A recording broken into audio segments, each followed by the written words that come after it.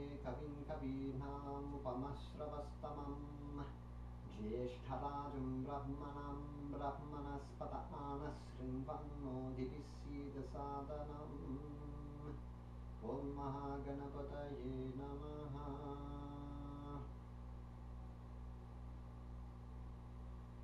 Okay, so before you guys came, we were talking a little bit about the background history of Ayurveda, and we were talking about some of the scriptural sources of Ayurveda, and we were talking about these books here, the Charaka Samhita, Susrutra Samhita, and Ashtanga Hridayam. This is Charaka, which is the oldest of the Ayurvedic texts, and this is the original Sanskrit text and the English translation. It's 7 volumes. It's a huge text. This is a shorter one, which summarizes the information there to some extent. Ashtanga Hridayam. And so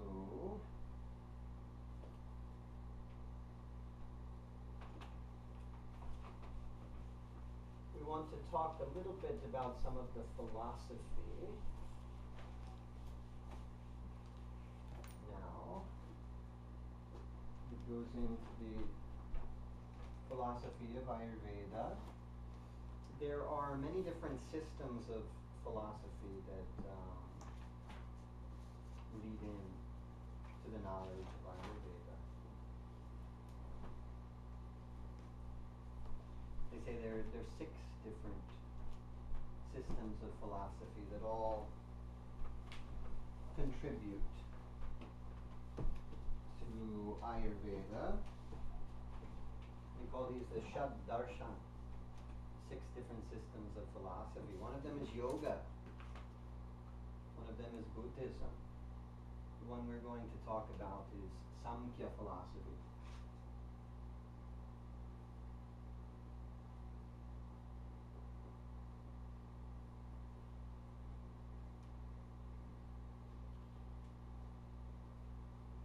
It's important to talk a little bit about this to understand some of the spiritual, mystical background of Ayurveda. This philosophy is not like a science the way we think of things in the West, nor is Ayurveda a science the way that we think of sciences in the West. Science here should be something we can calculate. They want to be able to count and qualify. They want to see it with their microscope. They want to feel it.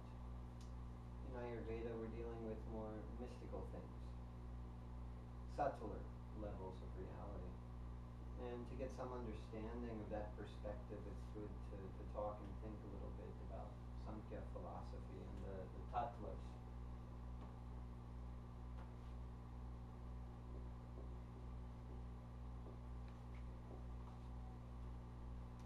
So if you look at the handout I just gave you on the 24 tattvas,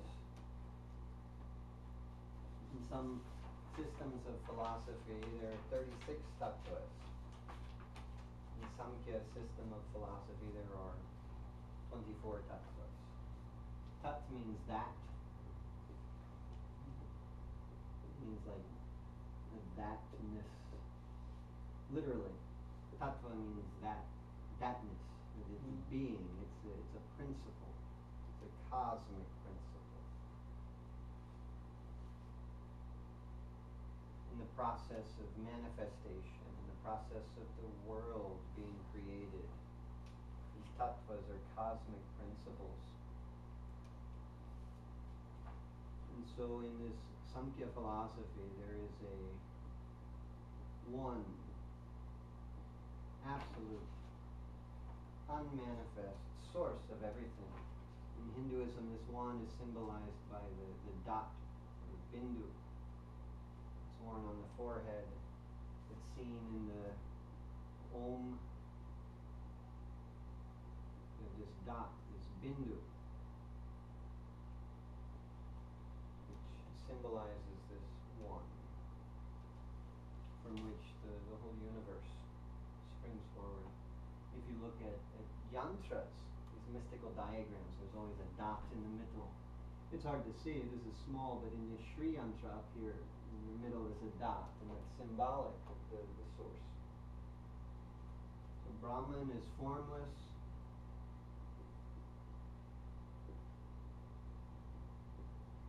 Brahman is without any qualities. Brahman is absolute. The capital A.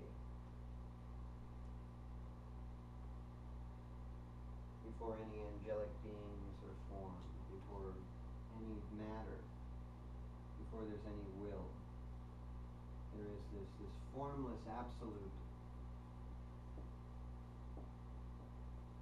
we call Brahman.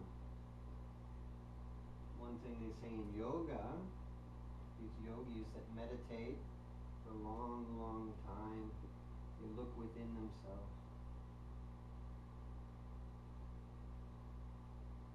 Yogis attain self-realization, which is God realization. You find that the self, the Atman, is equal to Brahman. It's the same, ultimately. Within themselves, the meditating yogis find the formless absolute which transcends the Mahadevas, the gods of the Hindu religion. Transcends the people, rules over all things in the world.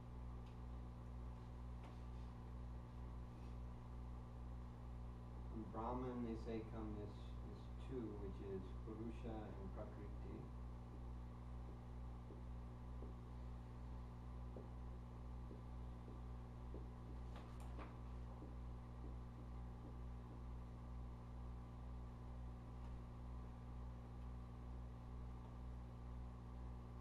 So what does it say on your handout is the meaning of Purusha, someone? Pure being. Pure being, yes. And pure being is pure consciousness, pure awareness also. So this being in this state, because this is before matter, there is no matter, it's just pure awareness. It's not awareness with any judgment, it's undifferentiated awareness. Pure awareness. And then Prakriti, what would someone else like to say what it says Prakriti is meaning there? Pure nature. Pure nature. Good.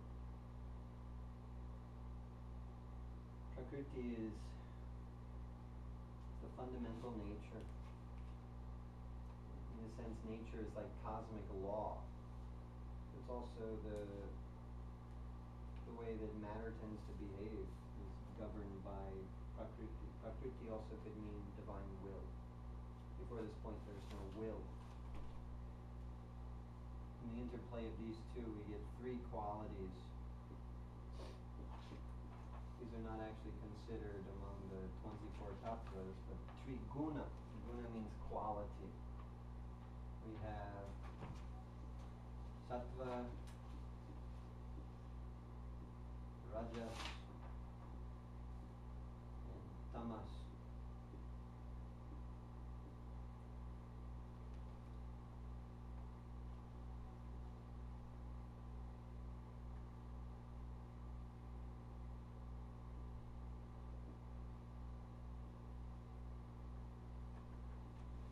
And so this is an important concept. They say that everything in the world could be divided and categorized to be of the nature of Purusha or Prakriti. Purusha and Prakriti is like yin and yang in the Chinese system of medicine. In the Chinese cosmology, the Purusha relates to Shiva and it relates to the divine masculine.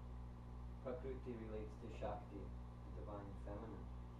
There is some slight difference between the Indian system and the Chinese system. In the Indian system, they say that Prakriti, the feminine, has all the power. Because this nature, this will, is coming from the divine feminine, the Prakriti.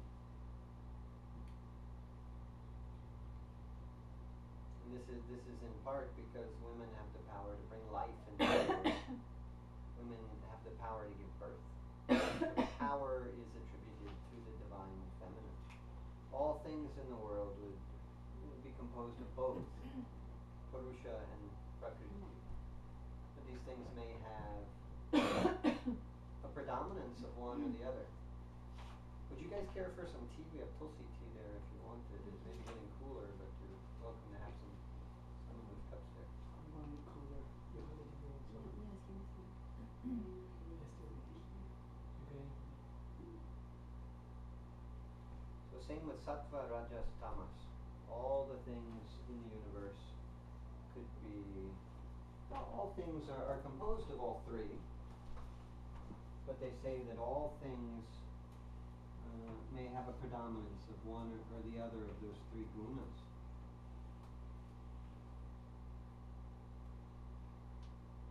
Triguna is three universal qualities. Sattva, Rajas, Tamas.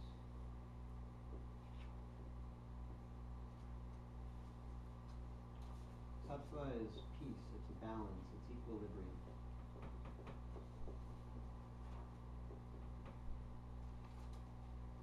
Rajas is motion, movement, it is kinetic energy.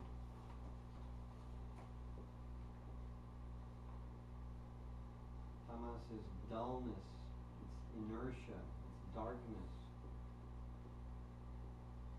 Inertia, it tends to pull things down. They say Rajas is moving on account of Rajas, these other two move. It's from the interplay of these three forces acting on each other that things happen in the universe, and it's from the interplay of the three guna that things are created in the physical world. I'll just describe because I want to move on some, but and you've got it in your chart. From the interaction of Sattva and Rajas in particular, all the faculties of the mind come about, the mind comes. From the interaction of Sattva and Rajas also we have the organs of sense. The capacities of sense actually.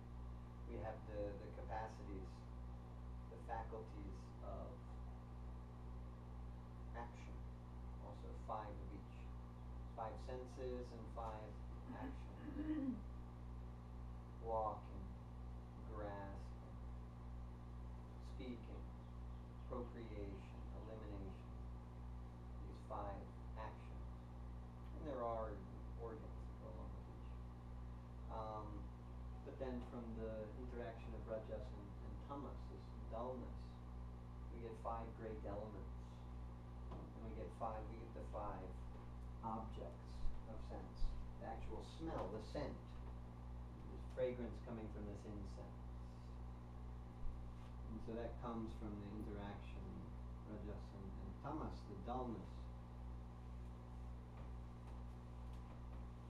We've got five elements. People get confused sometimes. They think it sounds strange because they're used to this periodic table of elements, molecules and atoms, and it's gold and it's copper.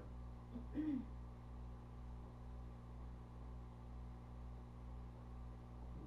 so we have Mahabhutas, five Mahabhutas, great elements, you could say, for Mahabhuta. Maha means great. We spoke about Devas and Mahadevas earlier, and of course Maha just simply means great. The Deva is the Mahadeva is a great Deva, a great angel. So these are the great elements. But Bhuta also just means being.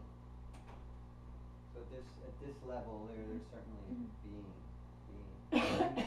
Things are coming into a denser, a grosser, more solid form at this point.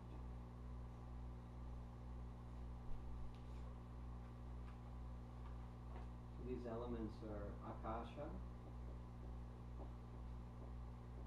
or space,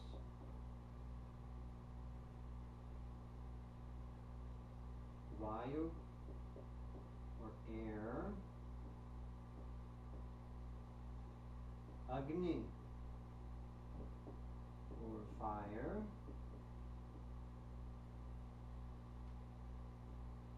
apas, or water, and prithvi,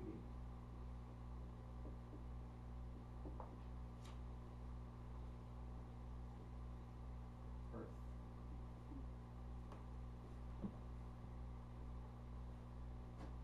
So again, the 1 becomes 2, the 2 becomes 3, the 3 becomes 5, the 5 become everything in the world. This 5 elements, they say all things are composed of all 5. This panchapatra, this cup, it's made of copper, it's solid, it's composed of all 5 of these elements, they would say. These elements are not, it's not like just fire that we see. It's not burning fire, it's not a flame, like the flame of this lamp which went out. Let me relight this lamp as we talk about the fire. It's not just a physical flame, a physical fire like this. Om Mayangao Prishnirakami Dasanan Madaram Punaha Pitaram Chaprayam Swaha.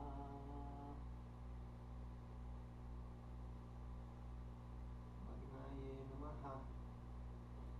But when we say fire, in this sense, we're not talking about a flame, a physical flame like this. We're talking about a hot quality, a warm quality, a quality of transformation. This is more fundamental. It's elemental. Element is a good word for this. Element is maybe a bad word for the things on the periodic table. Mineral, maybe a better word for those kinds of things. I don't know. Because this is very elemental we're talking about. But you know, they say that the silver has a very cool quality. It's very cooling. Strengthening, it's cooling. If you eat off of silver, it's cooling. And so maybe that, though these things are both metal, they're both hard, they're both solid, both shiny. Silver may have a predominance of the water element, whereas the copper is hot, it may have a predominance of the fire element more so. They're both solid, maybe they both have more of a predominance of the earth element, because they're solid. But then the water inside this cup, it's more liquidy, it has a predominance of the water element.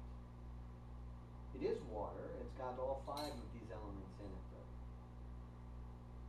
The water is a description to some extent, because this is not just water, this is this quality, these qualities like water has. It's cool and it flows and it moves. Space, of course, is space. Air is movement, fire is heat and transformation, water is semi-solid, TV is solid. As all of this is a description, and there are many different descriptions, even in the Indian tradition. I just told you that if you look at your other handout I gave you, where you have the tattvas listed, you have 36 tattvas listed. In the Samkhya philosophy, you have 24 tattvas. In the Shaiva Siddhanta philosophy, you have 36 tattvas. Does this mean that one sage meditating was wrong and the other one was right? No. This means that they're describing the same truth in a different way to a different person. You know, maybe Elkin would ask me one question and I'd answer it in one way. If he came from South America, maybe he'd understand better if I described it in Spanish. So I'm using different words.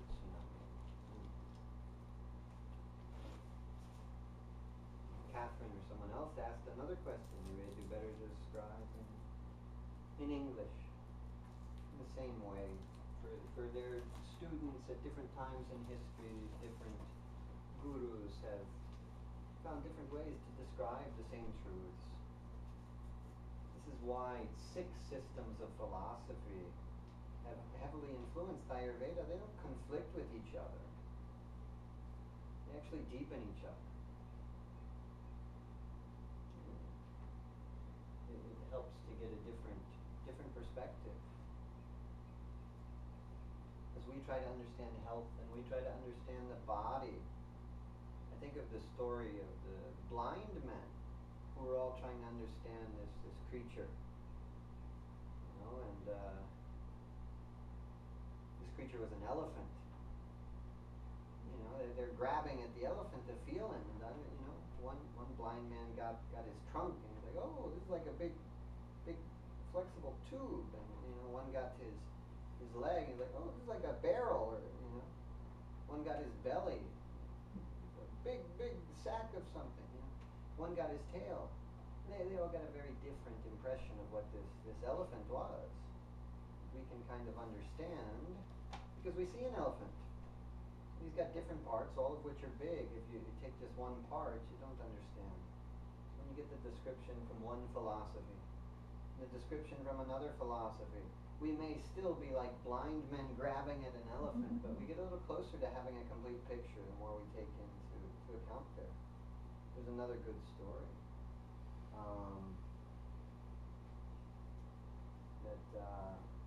A guy went out, a hunter went out into the forest from the village.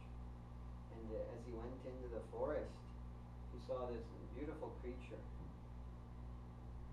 He'd never seen him before. He was climbing on the tree. He had a bright red color. This guy was impressed, and he comes back to the village and he reports what he saw to the other people in the village. He says, I saw the most beautiful creature climbing up on the tree. You'll never believe it. He was bright red color. He said, well, we don't believe it. We're going to go see if we can find this thing. He said he has a tail like a crocodile, and he has horns like a goat, and scales like a snake, claws, talons like a bird, this creature. Bright red. Yeah, we've never seen such a creature. We're going to go see if we can find him. And so they go out. They spot a creature that looks a lot like what this guy described, except he's yellow. They come back and they announce he's yellow, and so another group says, well, we're going to go and settle this dispute. They go back there, and they're like, there he is. They see him, he's green. They come back, they say, well, you're both wrong. We know he's green. And so now you got 3 groups of people fighting about what color this thing is. And they say, well, let's all go together. We'll settle this dispute. Certainly, finally.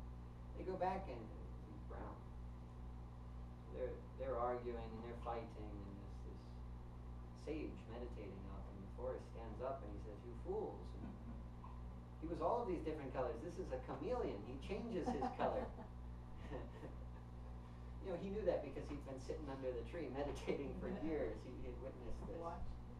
We had a frog on our porch last night. When we found him, he was brown, and then he turned green.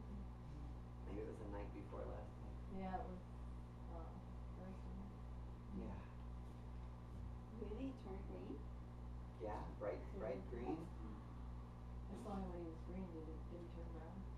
I always saw him green. He was brown when we first saw him, Oh, yeah? but then we took him off of what he was hiding on, and he changed his color to be more like what he was sitting on. No? Oh, wow. And so if you pay attention and you observe carefully, you see the deeper aspects of things. To help us see these deeper aspects, the sages have given us these sorts of descriptions. And in this philosophy it says, well, there's the Brahman, and there's Purusha Prakriti, and then there's the 3 gunas, and then there's the 5 elephants. Gam Ganapataye Namaha. He helps the speech, the Ganapati mantras. If you ever get tongue-tied, say the Ganapati mantras. I was already thinking of him saying elephant. And so the elements, Mahabhutas. Yeah, sorry, can you write the the mantra, or can I? Yeah. We started today praying some Ganesh. Oops, I'm writing it in Sanskrit. That's not going to help you very much, is it? If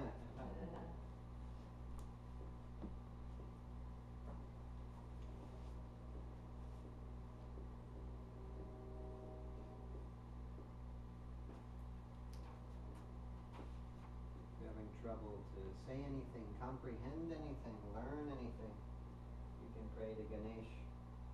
If you're encountering any obstacles, Ganesh helps. And this is his Mula mantra, Om Gam Ganapataye Namaha. It means just I bow to the Lord, Ganapati, Lord who is in charge of all the angelic beings. And his seed sound is Gam. They call it a bija, a seed mantra, because all of the energy of him is contained within that one syllable, Gam. You could just say Gum, Gum, Gum, Gum, Gum, Gum. If it's too much to remember, too much to say Om Gam Ganapataye Namaha, you could say Gum, Gum, Gum. That would be just as good, because that is his seed mantra.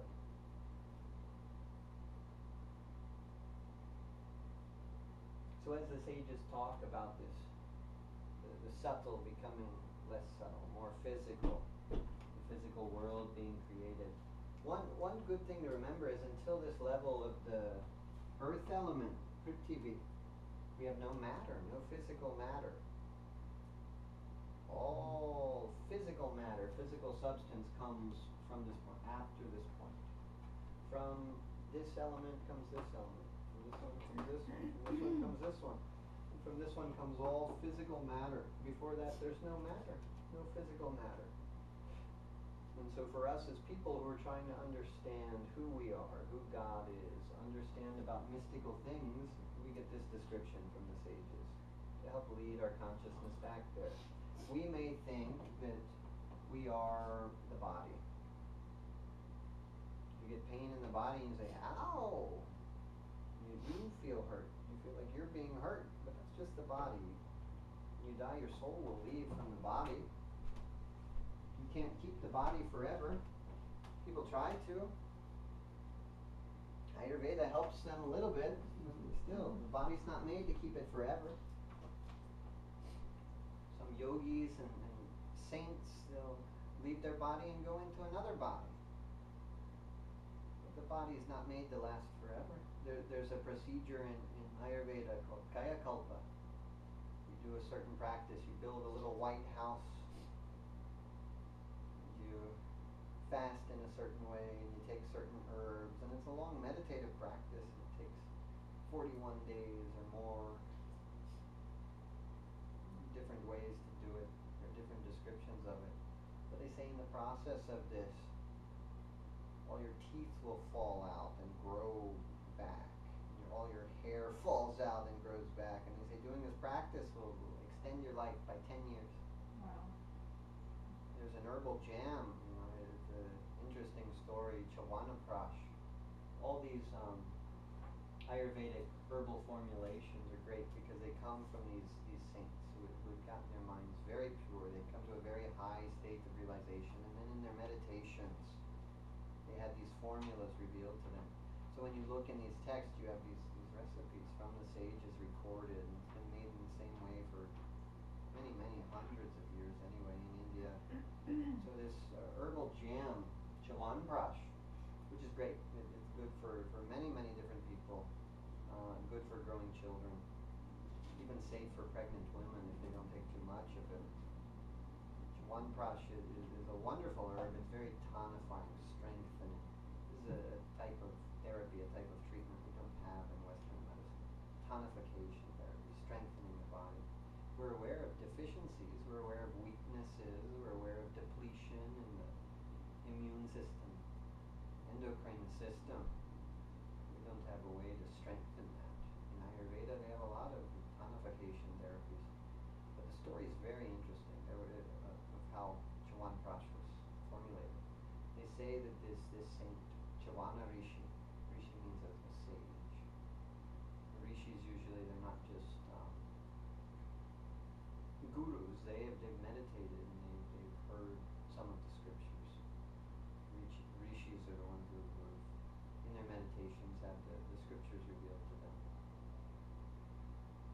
It's maybe like a prophet in the ancient Hebrew tradition. The prophets had written the Old Testament. So rishis have written the Vedas and other scriptures, and Ayurveda scriptures. But this sage, Chavana, was meditating out in the forest. He had come to the end of his body's life cycle, more or less. He was maybe 70 years old. Very old. He had no reason to stay around. He was happy to be in his body. He was happy to leave his body. He was a master, a yoga master. He had come to perfect peace, perfect realization. So he was very peaceful, meditating in the forest. And a young girl, a princess from a nearby kingdom, was running around playing in the forest one day. And she strayed a little bit from where her father, the king, was. And, her father noticed as she rushed past this meditating yogi, she brushed up against him. She hit him. And either he was somewhat roused from his meditation, or later he got up and the king spoke to him. He said, well, we've got a tradition that a woman should only touch one man. Therefore, you've got to marry my daughter, and we need a king, to replace me. I don't have any sons, so you've got to give me a grandson. And this guy, he says, well, I'm 70 years old.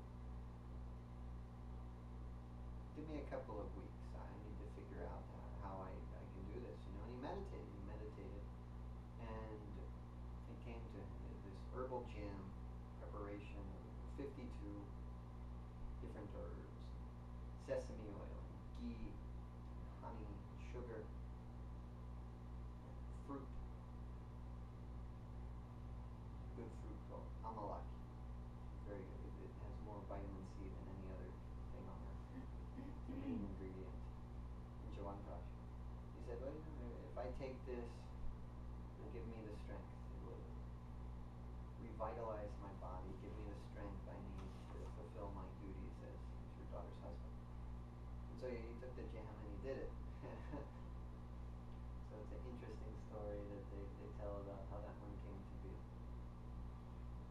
But as these saints are meditating and they come to the realizations, they get thoughts of what can help lead us to those realizations. We think we are the body, but we're not the body. Sometimes when we're feeling a lot of emotions, we may associate with the mind, and we don't feel like we're the body. We feel like we are the feelings, the emotions, the thoughts. When you have a strong belief system and someone's testing that, you may get upset and you're associating with the thoughts. At that moment, you may not think you're the body. Through the process of yoga, you learn to dissociate from the body, dissociate from the feelings, from the intellect, from the higher intellect, to come into a very detached state. This chart here, the Vedic cosmology chart, kind of correlates a lot of these different concepts. In the first column, it talks about these three worlds: the physical world, the astral plane, the causal plane. When you look in the chart, you can see it's correlated to the chakras. Sapta chakra is the fourth column, and so you see which chakras relate to those different planes. When your consciousness raises completely through the chakras, you are transcending your attachments to those various planes, and you're gaining awareness of a deeper level, a deeper cosmic level of who you are and how things are in the universe. The Atman, the self, is Brahman, the formless absolute. But the prana in the body, the breath in the body, is the life force of everything in the universe. And it's a source of movement of everything